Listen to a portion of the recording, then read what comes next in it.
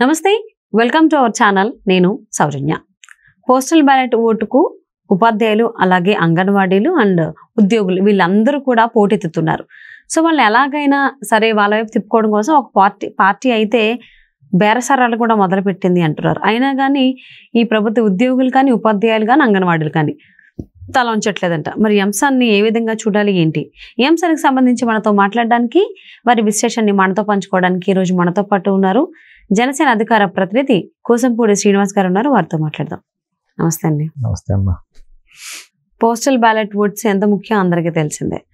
So almost 4.36 లక్షల మంది నమోదు చేసుకోవడం జరిగింది పోస్టల్ బ్యాలెట్ ఓట్స్కి సంబంధించి.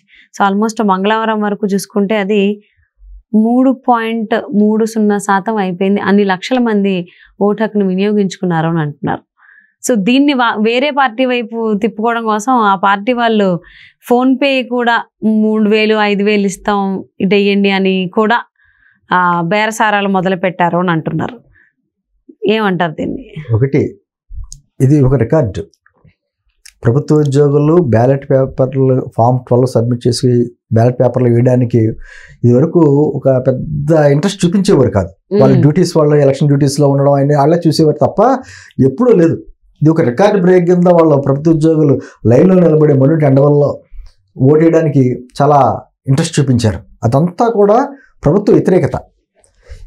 ఈ విషయాన్ని వాళ్ళ ఐపాక్ వారు కూడా జగన్మోహన్ రెడ్డి గారికి సజ్జల గారికి రిపోర్ట్ రూపంలో ఇచ్చి మనం ఎన్నో ప్రయత్నాలు చేశా కానీ కుదరట్లేదు, ప్రభుత్వ ఉద్యోగులు మనకి చాలా దారుణంగా వ్యతిరేకంగా వేస్తున్నారనేటువంటి విషయాలు కూడా ప్రస్తావించడం జరిగిందని వార్తలు వస్తున్నాయి. నిజంగా కూడా ప్రభుత్వ ఉద్యోగులు అసలు ఎందుకు ఓటేయాలి ప్రభుత్వానికి అని ఆలోచించినప్పుడు ఒక ప్రభుత్వ ఉద్యోగిగా పెద్ద క్వశ్చన్ మార్క్. ఎందుకంటే ఎన్నో మాటలు చెప్పాడు జగన్మోహన్ రెడ్డి. నేను వచ్చిన వారం రోజులు సిపిఎస్ రద్దు చేసేస్తాడు. దాన్ని ఏమో సాధ్యం కాదు, మేము ఏదో తెలియక పొరపాటున ఏదో హామీ ఇవ్వాలి కాబట్టి ఇచ్చేసామని చెప్పి సజ్జల గారు మాట్లాడాడు. ఆ సిపిఎస్ స్థానంలో మళ్ళీ జిపిఎస్ అని పెట్టాడు. అంటే ఈ విధంగా మోసం చేసుకుంటా వచ్చి గతంలోనేమో ప్రమోషన్ల గురించి ఎదురు చూసేవాళ్ళం, ఇప్పుడు జీతాల గురించి ఎదురు చూసే పరిస్థితి ఏర్పాటు చేశారు. అదేవిధంగా ప్రభుత్వ ఉద్యోగులను చాలా దారుణంగా కించపరచుట అనేక రకాలుగా కరోనా సమయంలో టీచర్లను అయితే మద్యం షాపుల దగ్గర కాపలా పెట్టాడు. అంటే ఒక విధమైనటువంటి వాతావరణం సృష్టించేసి ప్రభుత్వ ఉద్యోగులందరూ ఒక బాలిస రూపంలో తీసుకొచ్చేసాడు అనేటువంటి భావన ప్రభుత్వ ఉద్యోగుల్లో ఉంది. అదే సందర్భంలో అంగన్వాడీ వర్కర్లకు కూడా బ్యాలెట్ పేపర్లు వస్తున్నారు. అంగన్వాడీ వర్కర్లు ఎంతమంది ఇన్ని రోజులు బట్టి ధర్నాలు చేస్తుంటే ఏ రోజున వచ్చి నేను భరోసా ఇచ్చే కార్యక్రమం ఒకటి చేయాల. పక్కన ఉన్నటువంటి తెలంగాణ ప్రభుత్వం కంటే 1,000 రూపాయలు మీకు ఎక్కువ ఇస్తామని చెప్పి మాటలు చెప్పాడు. పోనీ ఆర్థికంగా సహకరించట్లేదు ఖజానా అని చెప్పి అయితే చెప్పొచ్చు కదా, అది కూడా చెప్పలా. వాళ్ళు అనేక రకాలుగా ఇబ్బంది పెట్టాడు. అంగన్వాడీ వర్కర్లు అందరూ కూడా రోడ్డు మీదకి వచ్చారు, వారికి సమాధానం చెప్పలేదు.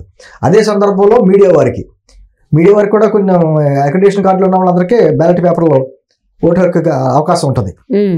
వాళ్ళకి మీడియా వారికి ఏం చెప్పాడంటే పాత్రికేయులు అందరికీ కూడా అక్రిడిటేషన్ కార్డులు ఉన్న వాళ్ళందరికీ ఇళ్ల స్థలాలు కేటాయిస్తామని చెప్పన్నాడు. వాళ్ళు మేనిఫెస్టోలో పెట్టాడు అంశం.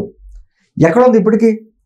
నేను అంటుంది ఈ విధంగా ఉద్యోగుల్ని, లేకపోతే ప్రభుత్వ ఉద్యోగుల్ని, టీచర్లని, అంగన్వాడీ వర్కర్లని, లేకపోతే మీడియా వారిని, పాత్రికేయుల్ని అందరినీ కూడా మోసం చేసి మరోసారి ఓటు అడగడానికి హక్కు లేదు కాబట్టి వీళ్ళందరూ నా మీద తిరగబడతారు. అందులోని ఓకమ్మడిగా ఓటేస్తారు ఈ వర్గాలు. మిగతా వర్గాలు ఎలా ఉన్నాయన్నా ప్రభుత్వ ఉద్యోగులు టర్న్ చేయగలరు ఓటుతోటి. అందుకు ఓకమ్మడిగా ఓటేస్తారో నాకు ఈసారి ప్రభుత్వ ఉద్యోగులు ఎవరో కూడా అనుకూలంగా లేరని భావన ఏర్పడింది కాబట్టి చేశాడు. కాబట్టి మోసాలకు మొదలుపెట్టాడు. అది కూడా ఎలక్షన్ కమిషన్ గమనించింది. ఒంగోలు లాంటి జిల్లాల్లో మీడియేటర్స్ని పెట్టి ఆ అకౌంట్కి డబ్బులు వేసి ఆ మీడియేటర్ అకౌంట్ నుంచి ప్రభుత్వ ఉద్యోగులకి అకౌంట్ పేమెంట్ ట్రాన్స్ఫర్ చేయడం, కొన్ని పేర్లతో సహా బయటికి ఎలక్షన్ కమిషన్ బయట తీసింది. వాళ్ళందరి మీద చర్యలు తీసుకోవడానికి రెడీగా ఉన్నారు ఇప్పుడు. అంటే నేను అంటుంది ఏదో రకంగా డబ్బులు ఒక 5,000కి 5,000 అయితే 5,000, 10,000 అయితే 10,000, కొన్ని చోట్ల అయితే 25,000 ఇచ్చారు. అంటే అతని వల్ల ఆ ఉద్యోగం వల్ల 4-5 ఓట్ల ప్రభావం చూపిస్తాడరా అంటే అతనికి 25,000 అలా చేశారు. అంటే ఏదో రకంగా టెక్నాలజీ కూడా ఉపయోగించుకుంటున్నారు యూపీఐ ట్రాన్స్ఫర్లో. అంటే వాళ్ళు డైరెక్ట్గా క్యాండిడేట్ అకౌంట్ నుంచి వెళ్ళకుండా వాళ్ళ పార్టీకి సంబంధించిన నాయకుల అకౌంట్లోంచి ట్రాన్స్ఫర్లు చేయడం, ఇవంతా కూడా ఎలక్షన్ కమిషన్ ఆల్రెడీ ఒంగోలు జిల్లాలో పట్టుకుంది. అంత రాష్ట్ర వ్యాప్తంగా కూడా ఇదంతా కూడా చూస్తున్నారు. అయినా కూడా ప్రభుత్వ ఉద్యోగులు అందరూ కూడా ఒకవేళ డబ్బులు తీసుకుంటే తీసుకోవడం చివర కొంతమంది, నాకు తెలిసి అందరూ తీసుకుంటారు, నేను అంట్లా తీసుకునే వాళ్ళు తీసుకుంటారు. కొన్ని డబ్బులకు లొంగుతారా, లేకపోతే తాయిలాలు ఉంటాయి కదా వాటికి లొంగుతారు, లేకపోతే కుల ప్రభావం కొంతమంది చూపిస్తుంది. కాబట్టి నేను ఎన్ని చూపించినా కూడా, ఎన్ని రకాల కుయుక్తులు పలిగిన, ఇంత ఓటింగ్ శాతం ఇంత ఇప్పుడైతే పెరిగిందో ప్రభుత్వ ఉద్యోగుల్లో ఎవరు పడితే వాళ్ళకి ఎక్కడికి మోసం చేశాడు. ఫార్మ్టల్లో అంటే ఎన్నికల డ్యూటీ ఒక చోట, అతను బ్యాలెట్ పేపర్లో సబ్మిట్ చేయడానికి ప్లేస్ ఇంకో చోట, అంటే ఆ రకంగా కూడా ఇబ్బంది పెట్టాడు. ఎన్ని పెట్టినా కూడా ఎక్కడ ప్రభుత్వ ఉద్యోగులు తలొక్కలేదు. ఈ ప్రభుత్వానికి దండం. మరోసారి కానీ జగన్మోహన్ రెడ్డి గారు అధికారంలోకి వస్తే ప్రభుత్వ ఉద్యోగులందరూ బానిసల్లా పనిచేయాలి. ఈసారి మన జీతాలు కూడా మర్చిపోవాలి. గతంలో ప్రమోషన్లు మర్చిపోయి జీతాలు ఎప్పుడు వస్తారో ఎదురు చూసాం. ఇప్పుడు జీతాలు కూడా మర్చిపోయాడు. ఎప్పుడైతే ఇప్పుడు పుచ్చుకోవాలి. ఓ 4 రోజులు ఆగలేరా జీతాలకే, లేకపోతే 2 రోజులు ఆగలేరా? బొత్స సత్యనారాయణ కామెంట్లు చేశారు.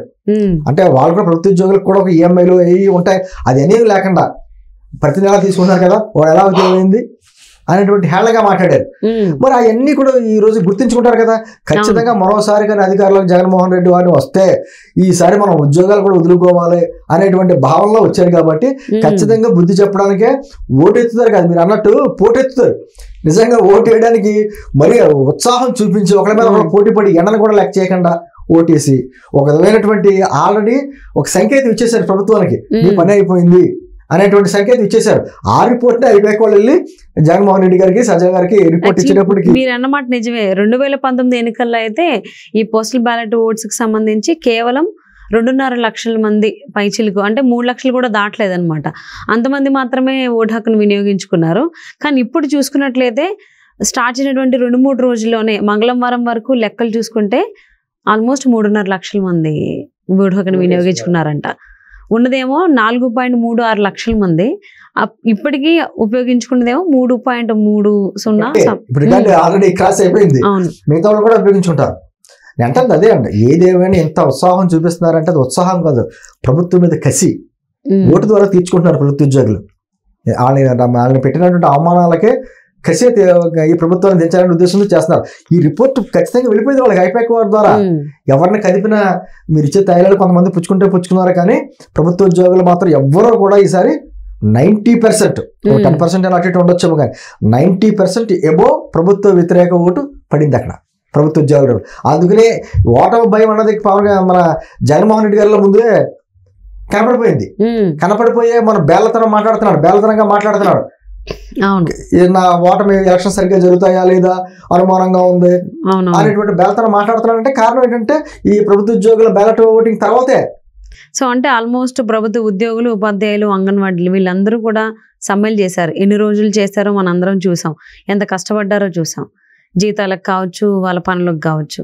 సో ఇది కరెక్ట్ టైం వాళ్ళకి వచ్చిందంటారా? ఖచ్చితంగా. ఎందుకంటే అంటే ఒక ప్రభుత్వాధినేతగా, ఒక ముఖ్యమంత్రిగా ఒక వర్గం ఇప్పుడు అంగన్వాడీలు చేశారు, లేకపోతే ఆశా వర్కర్లు చేశారు, లేకపోతే ప్రభుత్వ ఉద్యోగులు చేశారు, రకాలుగా చేశారు. వారు చేసినప్పుడు వాళ్ళని కూర్చోబెట్టి భరోసా ఇవ్వాలి.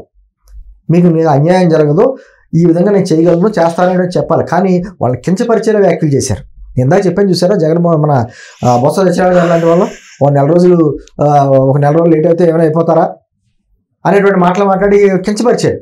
సో ఎవరైతే మనసుకు గాయమైందో ఆల్మోస్ట్ అందరూ అయ్యారనే చెప్పాలి. మొత్తం అందరూ ఉద్యోగులు, ఉపాధ్యాయులు, అంగన్వాడీలు కూడా.